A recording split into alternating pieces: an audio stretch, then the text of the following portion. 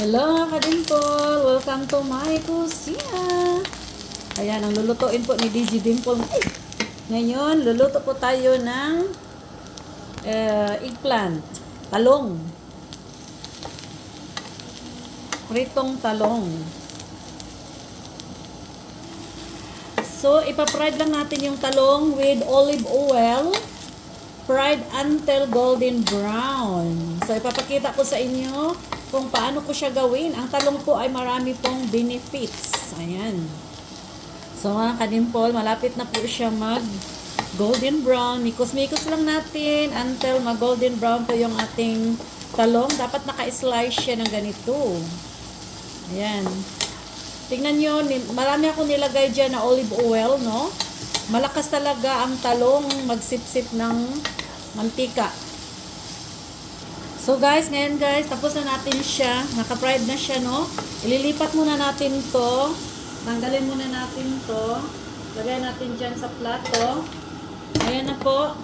Ayan. At the same kawali po tayo. No, the same kawali. Hindi na tayo maglalagay ng mantika.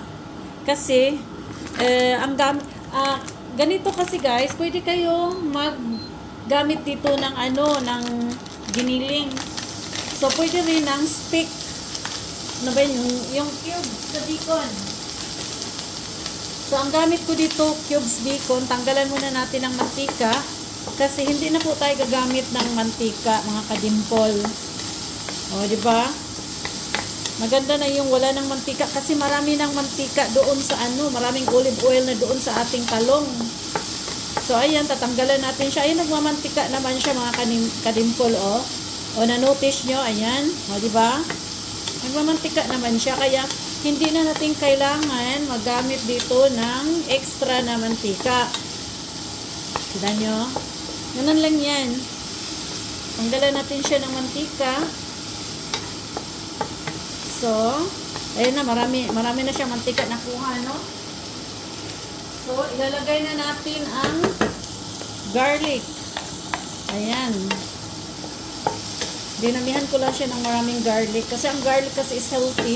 Then, i-add na natin yung ating ginger. Ayan.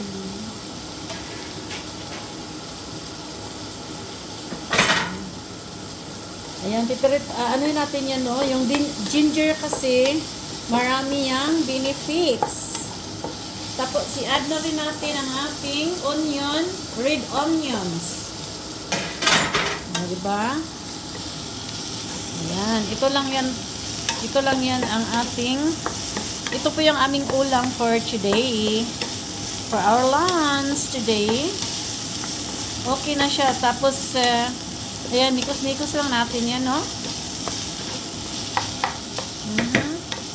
Kasi mamaya, maglalagay na tayo ng magic syrup, garlic powder, salt, o diba, tsaka onion powder. So, anuhin muna natin siya. Mikos-mikos. So, hintay muna natin siya na mag-golden brown yung ating ginger. Then, i-add na natin yung ating talong. So, ngayon mga Kadimple, i-add na natin yung ating fried talong kanina. Then, maglalagay na tayo ng pampalasa.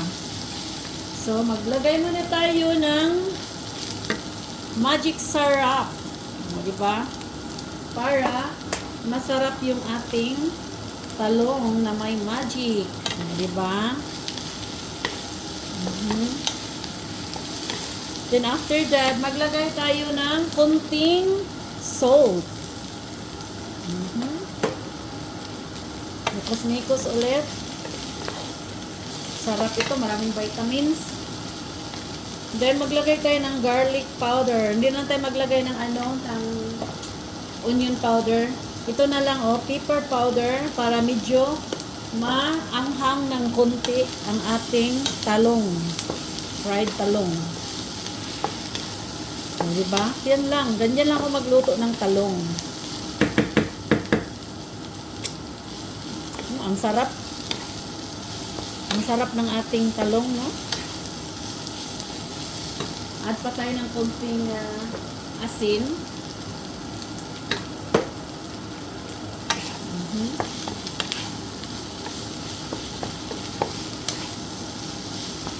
So, yan lang po ang ating lunch for today.